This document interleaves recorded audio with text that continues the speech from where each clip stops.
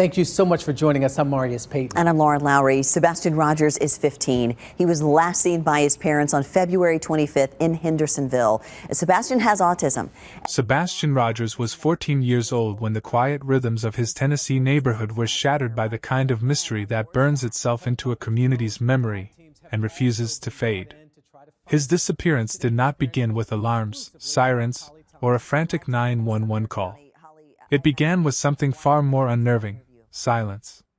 The kind of silence that settles over a home right before the world changes. On the night before he vanished, Sebastian went to bed like any other night. His mother heard his voice, soft but tired, as he wound down from the day. Nothing felt unusual. No warnings. No shift in the air. Yet by morning, everything would be different. The boy who should have been getting ready for school, the boy who should have been in his room, the boy who should have been safe, was gone. The sun had barely begun to stretch over Hendersonville when the first wave of worry hit. Doors were opened. Rooms were checked. Voices were raised. His name echoed through hallways. It was the terrifying moment every parent dreads. The moment you call for your child, and silence answers you back. Trips through the house turned to frantic searches. Outside. Inside again. Every second brought a deeper fear. Something was wrong. Terribly wrong. By the time authorities were notified, the day had already begun spiraling into a storm of confusion that felt unreal. Police responded quickly, fanning out across the property, scanning the edges of the neighborhood, calling in resources far faster than people realized. First responders, local officers, specialist units, everyone understood instantly that this was not a case where time could be wasted.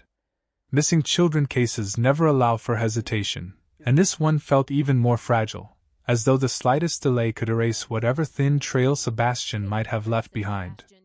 Then came the dogs, scent-specific units trained for precision. These weren't just animals following random trails.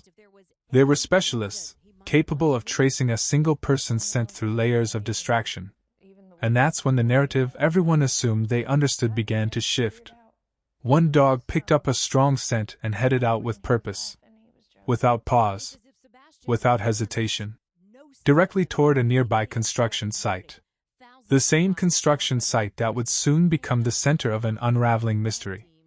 Hours earlier, before sunrise, a figure had been seen on surveillance footage near that same construction area. The timing was chilling. The appearance of this unknown figure lined up almost perfectly with the hours Sebastian was believed to have disappeared. The figure did not run, did not hide, did not behave like someone lost or confused. Instead, they moved with an eerie calm, walking in shadows cast by half-built structures and dim security lights. No clear face. No identifying features. Just a silhouette against unfinished walls. Some described the footage as unnerving, others as heartbreaking, but almost everyone who watched it felt the same cold curiosity. Was it Sebastian?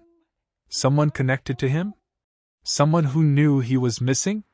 So when the dog followed Sebastian's scent directly to the place where the figure had been captured on camera, the investigation began tightening into a single point. Something significant had happened at that location. Something investigators couldn't ignore. But then, just as quickly as the track had been found, the scent dog was suddenly called off. Handlers pulled the dog away after it briefly entered a series of nearby backyards. No detailed explanation. No follow-up clarification. Just a decision that left a long shadow over the search efforts. People whispered. People wondered. Some believed it was a standard procedure, a reset of the search. Others believed something was discovered that law enforcement chose not to reveal. But the truth was never explained. And that omission, intentional or not, sparked a wave of speculation that has never really died down. Meanwhile, more dogs were brought in. But instead of confirming the first dog's path, they created a twisted web of conflicting tracks. One moved toward the tree line. One wandered toward a roadside ditch. One circled back in the opposite direction. These inconsistencies frustrated search teams, confused locals, and ignited online debates that continue to this day. Were the dogs wrong? Were the scents contaminated? Or did these conflicting paths hint at something darker? That Sebastian may have walked multiple routes, possibly interacting with someone or something that altered his trajectory? Nothing added up cleanly. Nothing aligned in a straight line. That confusion became part of the heartbreak, part of the fear, and part of the reason this case has gripped the nation. Private investigator Steve Fisher stepped into the picture during this haze of uncertainty. He confirmed quiet, ongoing searches. Real searches. Specialized teams. Federal involvement. But he also made something else clear: not everything could be made public. Some details were too sensitive, too volatile, too critical to risk exposing. That single statement sent shockwaves through online communities. Why federal involvement? Why secrecy? What had investigators found, or believed they found, that required such a guarded approach? People online debated for weeks. Threads exploded. Videos were uploaded. Everyone had a theory. Some pointed to the surveillance figure. Some pointed to the dogs. Some pointed to the timeline. Others questioned behavior: who reacted calmly, who reacted emotionally, who avoided the camera, who seemed too eager to speak, who seemed too quiet. Every detail was scrutinized, dissected, magnified. Comment sections filled with arguments about what was real, what was speculation, and what was simply fear taking shape on the internet. As days became weeks, and weeks became months, the story of Sebastian Rogers refused to fade. Instead, it evolved. More questions surfaced. Why did the surveillance figure appear at almost the exact spot and time the dog later tracked? Why did the primary scent track get abandoned so quickly? Why did federal agencies maintain involvement even when public updates slowed to a near standstill? What did investigators find, or fail to find, at the construction site? Why did some searches continue privately long after public ones ended? The mystery deepened because new answers only created more questions. Unverified reports began circulating online. Rumors spread across platforms. Some claimed that federal teams were examining digital footprints. Others whispered about potential eyewitnesses whose testimonies were never released. A few insisted that investigators were narrowing in on a crucial timeline gap: the quiet stretch between the moment Sebastian was last heard and the early morning surveillance footprint. Every time something seemed to bring clarity, a new angle pulled the story back into uncertainty. And yet, one detail remained incredibly difficult to ignore: every credible piece of information, every dog trail, every visual clue, every investigative lead, seemed to guide back to that same construction site. It became the gravitational center of the entire case. A place half-finished, half-lit, half-forgotten by daylight, but central to the darkest mystery unfolding in the early hours of February 26th. People wondered what might have drawn Sebastian there. A sound? A person? A distraction? A mistaken belief? Or was he guided, knowingly or unknowingly, by someone else? Some believed he simply wandered. Others believed someone met him. Many believed he never reached the site alone.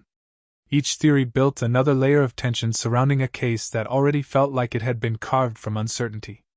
As 1 minute hits in your video, this is where you look into the camera, lower your voice, and say with urgency. If you're still here listening, don't forget to like this video, share it with others who care about the truth, and subscribe so you never miss an update on this unfolding investigation. Your engagement keeps cases like this alive. It keeps pressure on those who hold answers. And it helps bring forgotten stories back into the light. Because the story of Sebastian Rogers has not ended. Far from it. In the months following the disappearance, the public became more invested. Hashtags trended. Influencers reviewed evidence. Content creators walked through the neighborhood, retracing possible paths.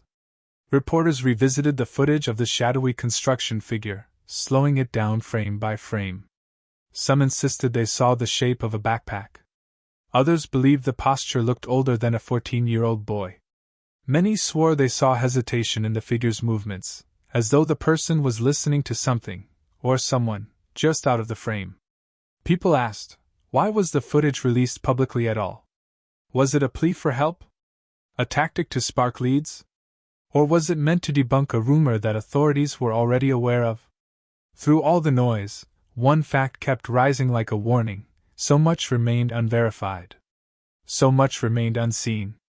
And those gaps carved open the perfect space for suspicion, debate, and every form of public speculation imaginable. Even now, the timeline feels fragile, intact in some areas, fractured in others. The last confirmed communication. The sleeping hours.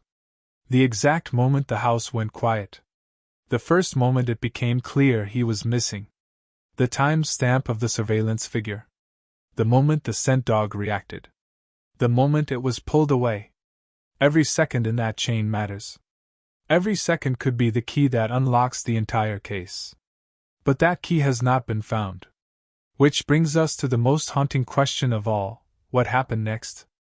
The search teams could prove only one thing with confidence: Sebastian reached the construction site. Beyond that, nothing. No definitive trail. No confirmed sighting. No object left behind. No imprint in the ground. It's as though the world swallowed the next part of the story. Investigators continue. Private teams continue. Federal involvement continues. But public clarity does not.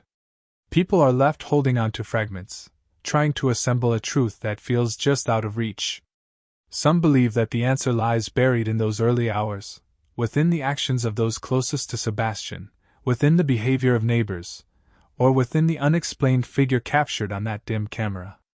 Others believe the key is in the dog's abandoned track, something so significant it required silence. And some believe the truth has been found already, but withheld for reasons the public may never fully understand. This case is a storm: the emotional storm of a missing child, the informational storm of conflicting clues, the psychological storm of unanswered questions. Every family member's expression has been studied. Every statement replayed. Every moment of hesitation analyzed. Not because people want to accuse, but because people want to understand. When tragedy strikes, silence becomes suspicious. Calmness becomes concerning. Too much emotion raises questions. Too little raises even more. And through it all, the world watches. Because even now, the biggest questions remain painfully open. Why did Sebastian leave the house? Why did the dog track directly to that construction site? Why did another figure appear there at nearly the same time? Why did the primary dog track get stopped? Why federal involvement? Why so many unanswered details? What happened after he reached that site? And the question that keeps people awake at night: where is Sebastian Rogers now? The truth feels close. Too close. Like something brushing against the edges of revelation but refusing to step into the light. People feel it. Investigators feel it. Viewers feel it. The world feels it. The story isn't cold. It isn't forgotten. It's alive, moving, shifting, evolving. Which leads us to now, to this moment, to you listening to this story. This investigation isn't over. More updates are coming. More evidence will surface. More answers will emerge. But with every revelation, new questions will rise. That is the nature of mysteries built on fragments. Each piece illuminates one corner while darkening another. So stay with this story. Follow every update. Watch every detail. Share your thoughts. Spread awareness. Because awareness creates pressure, and pressure brings answers. And ask yourself, as this chapter closes, what are they hiding? What piece of the story hasn't been revealed? Who knows more than they have said? And what will the next revelation bring? Stay tuned. This story is far from over.